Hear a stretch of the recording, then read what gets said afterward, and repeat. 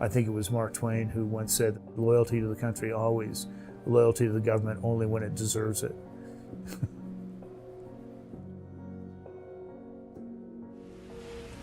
The British government has learned that Saddam Hussein recently sought significant quantities of uranium from Africa.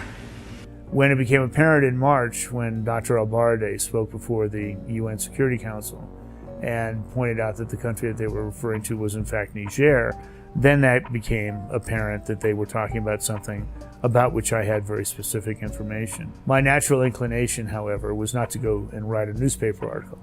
My natural inclination was to go and talk to my government. And so I did. I spoke to the State Department. I spoke to people who were personally very close to Condi Rice. I went up to the House Intelligence Oversight Committee, spoke to their staff, and I went to the Senate Intelligence Committee and spoke to their staff as well. And my message to all of them was the same. When the president spoke about this, misspoke. And it's a fundamental mistake. In June of 2003, the National Security Advisor, Dr. Rice, appeared on Meet the Press, and in response to the question about whether the U.S. government knew anything about this uranium sale, she responded, perhaps somebody in the bowels of the agency knew something about this, but nobody in my circle. Now, I knew that to be a falsehood. The administration was never going to admit it made a mistake unless they were confronted. So that's when it became apparent it had to be a direct confrontation, had to be under my signature.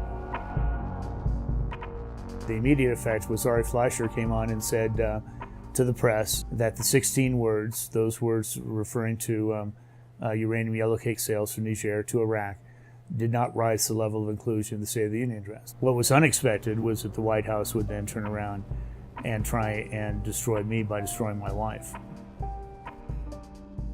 Whatever we suffered was nothing compared to what the country suffered and what particularly those who serve in the armed services suffered. And we're under no illusion about that.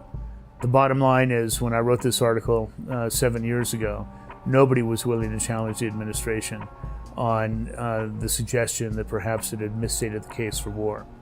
Now, very, very few people from mainstream politics will begin any comment on the Iraq War by saying anything other than we were misled into a war of choice.